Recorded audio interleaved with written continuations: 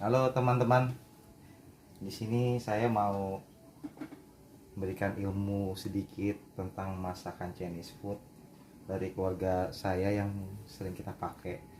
Bumbu-bumbu inilah yang membuat masakan Chinese food menjadi wangi, menjadi lezat, dan rasanya aromatiknya itu benar-benar keluar. Oke, lanjut aja ya biar tidak terlalu lama. Yang pertama adalah blackjack smoky. Ini adalah bumbu barbeque. Ini biasa saya gunakan untuk manggang ayam, manggang ikan, ataupun daging sapi. Dan bumbu ini benar-benar wangi ketika terkena bara panas. Jadi sebenarnya cocoknya ini untuk masakan yang berjenis panggangan ya. Oke, mereknya blackjack. Harganya ini kalau nggak salah sekitar 100.000 lebih sih, tapi nggak sampai 130 per botol. Isinya ini kurang lebih 450 ml. Oke teman-teman, lanjut ya. Lalu di sini ada kecap ikan. Di sini saya pergunakan mereknya merek Vina. Nah, fungsinya ini biasanya itu untuk memasak masakan tumis ataupun yang sederhananya adalah nasi goreng atau mie goreng. Fungsi kecap ikan ini menimbulkan rasa wangi. Tetapi memasak ini itu dipakai pada saat setelah minyak goreng dipanaskan dan topping-toppingnya dimasukkan, contohnya seperti udang, ayam. Nah, setelah menumis hampir mematang, baru minyak ini dimasukkan. Kenapa dilakukan seperti itu? Karena agar wanginya itu keluar dari juicy-nya si topping-topping yang saya sebutkan tadi ya, ayam ataupun udang gitu, ataupun bakso. Ya, kita lanjut ya. Tapi jangan terlalu banyak ya, ini asin loh. Jangan terlalu banyak juga, ini rasanya agak asin banget. Jadi jangan terlalu banyak ya. Oke, lanjut di apa dulu ya? Saus teriyaki dulu deh. Nah, kalau saus teriyaki ya mungkin kalian tahu semua ya, ini jenis masakan yang beraroma Jepang ya. Biasa untuk dipergunakan di ayam ataupun daging. Saya pakai merek Mamasuka karena rasanya menurut saya lebih terasa ya teriyakinya gitu. Oke, lanjut ya.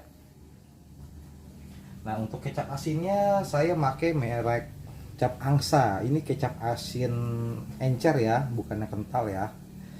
Ini rasanya namanya kecap asin ya, rasanya untuk asin ya, penyedap rasa asin gitu. Ini saya pakai merek angsa karena menurut saya sih lebih enak ya, apalagi untuk nasi goreng, mie goreng, wah enak banget. Apalagi untuk bakmi bangka juga. Bakmi bangka saya pakai kecap ini kalau saya lagi bikin bakmi. Lebih terasa asinnya ya. Harganya sekitar 50.000 sampai 60 ribuan per botol. Oke, lanjut ya. Nah, untuk saus tiramnya di sini saya pakai merek Testimi dari Korea ini. Ini fungsinya untuk ngilangin bau amis dari ikan, ayam maupun daging sapi ya. Fungsinya. Ini harganya kalau nggak salah saya beli sekitar 40 ribuan nih. Di swalayan, toko-toko, pasar-pasar pun banyak kok. Saya pakai merek oyster sauce ya dari Testemi. Oke. Ini bisa digunakan untuk menumis seperti tadi aku bilang, juga untuk hilangin bau amis juga ya di daging sapi, di ayam maupun di udang. Jangan terlalu banyak juga ya rasanya, nanti penyengat kalau terlalu banyak. 1 sendok makan sih saya kalau pakai, misalkan 1/4 daging, setengah sendok makan. Tapi kalau 1 kilo 1 sampai 1,5 sendok makan. Oke, lanjut teman-teman. Di sini saya lanjut di ini. Di dia nih, saus raja rasa. Saus raja rasa. Ini fungsinya untuk memunculkan aroma yang wangi. Ini biasa dipergunakan di masakan Cina untuk tumis-tumis juga bisa, untuk bikin nasi goreng, mie goreng pakai ini. Ini masaknya nanti setelah nasi dimasukkan ke dalam wajan ya, baru dimasukkan kecap ini. Kenapa? Karena kalau dari awal nanti wanginya cepat menghilang karena panas. Jadi dimasukkannya setengah masakan itu, setengah matang ya, baru dimasukin ini. Rasanya wangi banget. Ini afdol banget. Ini biasa dipergunakan di restoran-restoran nih, restoran Chinese food. Saus raja rasa ini harga satu botolnya kalau nggak salah 35.000 ya. Cukup mahal sih menurut saya, 35 sampai 40.000 karena isinya tidak terlalu banyak ya. Gitu. Bahan bakunya kalau nggak salah kedelai ini. Bahan bakunya. Ini recommended banget nih untuk nasi goreng, mie goreng. Cocok. Ingat ya, masaknya pada saat setengah matang baru dimasukin. Ya. Lanjut ya. Lalu di sini ada wijen. Nah, wijen ini sih banyak ya mereknya ya. Tapi saya ngambilnya waktu itu merek Xinyenji karena murah. Tahu sendiri kan minyak wijen itu sangat mahal. Nah, untuk khasnya minyak ini sangat menyengat sekali saudara-saudara dan teman-teman. Jadi minyak wijen ini biasa itu untuk dipergunakan kebanyakan di bakmi ya. Bakmi Bangka ataupun bakmi Kalimantan, pokoknya pasti pakai minyak wijen karena ini aromatiknya nyengat dan bikin si mie itu wangi gitu. Jangan terlalu banyak ya, inget ya, kalau mas pakai wijen untuk di bakmi per satu mangkok itu cukup setengah sendok teh, jangan 1 sendok teh, ingat setengah sendok teh karena menyengat sekali kalau terlalu banyak, tidak enak dimakan, di aromanya di hidung kita terasa nyengat sekali gitu. Tapi kalau komposisinya pas untuk di mie, wah recommended banget nih, wangi sekali. Jadi kalau yang mau usaha bakmi goreng juga bisa, bakmi basah cocok pakai ini. Nah, aku lupa, kalau untuk mie goreng atau bakmi goreng ini dimasukinnya setelah masakannya mateng. Ingat, setelah masakannya mateng.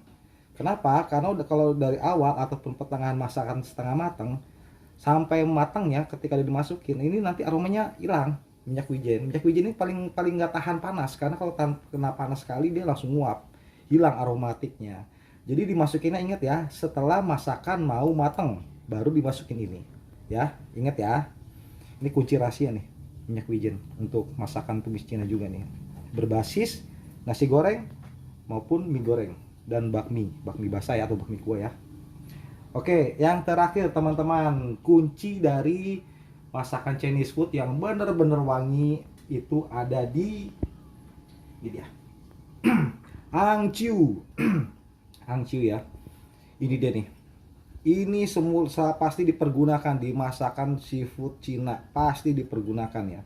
Kenapa? Karena ini memang bikin wangi, saya akuin ya. Ini bikin wangi, ini kunci rahasianya sih di satu di sini. Saya bongkarin tuh rahasia saya memasak. Nah, ini dimasukinnya pada saat seperti minyak ikan. Jadi ketika topping ayam, misalkan contoh nih, teman-teman mau masak mie goreng, contoh ya, masak mie goreng. Kan pertama minyak goreng dimasukin, habis itu telur atau ayam ataupun udang. Ya, setelah dimasak hampir setengah matang, lalu siram minyak angciu ini. Nah, cara siramnya jangan di topping ayam di tengah-tengah wajan. Paham tidak maksud saya? Jangan maksud saya jangan di tengah-tengah wajan. Kenapa? Karena nanti aromanya kurang apa ya? Kurang menyengat. Jadi ketika mau nyiram minyak ini itu di sisi-sisi wajan yang panas banget ya. Ingat ya, harus panas wajan ya, sisi wajan. Nah, di situ baru dia akan mengeluarkan aromatik ya kalau kena panas. Dan dia tidak mudah menguap. Seperti minyak wijen, tapi tetap menguap ya, karena di sini kan ada ini kan baru berbahan basis komposisinya adalah dari ketan ya, dari ketan hitam yang difermentasikan. Jadi dia pasti nguap, tapi tidak terlalu nguap seperti minyak wijen gitu. Nah, satu lagi, kalau minyak ini dimasukin ya, gantinya timbul asap tuh di wajannya, aromanya keluar. Setelah keluar, kasih air dikit. Setelah masuk ini kasih air dikit. Kenapa kegunaannya?